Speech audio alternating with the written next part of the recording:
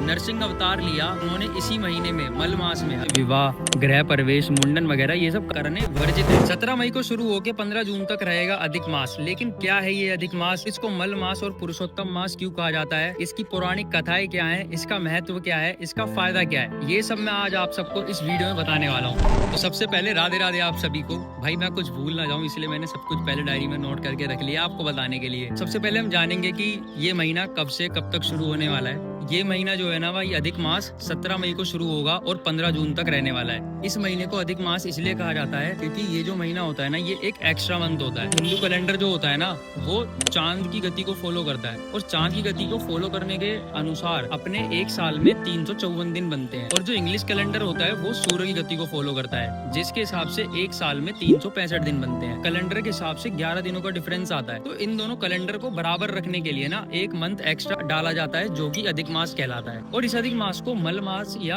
पुरुषोत्तम मास कहा जाता है। इसके पीछे भी एक कहानी है। इसको किसी भी देवी देवता ने नहीं अपनाया क्योंकि इस महीने में कोई भी मांगलिक शुभ कार्य जैसे विवाह, गृह प्रवेश, मुंडन वगैरह ये सब करने वर्जित है। तो जब ये सब कार्य नहीं होते ना तो सबने बोला, सभी देवी देवता बोलते हैं कि ये महीना तो बहुत ही ज्यादा अशुभ है क्योंकि इसमें कोई भी शुभ कार्य नहीं कर सकते। लेकिन जिसको कोई नहीं अपनाता उसे हमारे श्याम सुंदर अपना लेते हैं। तो ऐसे ही इस महीने को हमारे कृष्ण जी ने, श्याम सुंदर ने अपना लिया। और जब उन्होंने इसको अपनाया ही नहीं, अपनाने के साथ साथ इसे अपना नाम भी दे दिया पुरुषोत्तम। इसलिए इस महीने को पुरुषोत्तम मास भी कहा जाता है। अब इस महीने में क्या क्या करना चाहिए और क्या फायदे होते हैं? इस महीने में ना अगर आप भगवान के लिए एक छोटा कार्य भी करते हो ना वो आपको उसका 1000 गुना फल देता है। अब आपने जैसे मान लो 1 रुपए का दान किया तो आपको 1000 रुपए दान करने का फल प्राप्त होगा। आपने भगवान को एक बार दीप दिखाया तो 1000 बार दीप दिखाने का फल प्राप्त होगा। एक माला करोगे तो 1000 माला करने का फल प्राप्त होगा। तो ऐसी इस महीने की महिमा होती है। इस महीने में करना क्या क्या होगा? डेली आपको सुबह ब्रह्म मुहूर्त में उठना है जो कि सूर्य उगने से 1 घंटे 36 मिनट पहले का समय होता है, वो ब्रह्म मुहूर्त होता है। ब्रह्म मुहूर्त में उठ के स्नान करना है और पूरे दिन में जब भी आपको टाइम मिले आप बस एक बार भगवान को दीप जरूर दिखा देना। घी का दिया जलाना है। डेली आपको तुलसी की जड़ों में पानी डालना है क्योंकि जो तुलसी जी है वो सदैव कृष्ण जी की सेवा में रहती है। और अगर हम भक्तों की सेवा करते हैं ना तो हमें भगवान जल्दी प्राप्त हो जाते हैं। इसलिए हमें उनका भी बहुत ध्यान रखना है क्योंकि गर्मी भी बहुत ज्यादा है। इसलिए आपको डेली तुलसी की जड़ों में पानी देना है। अब जो इस महीने की जो पौराणिक कथा है वो ये है कि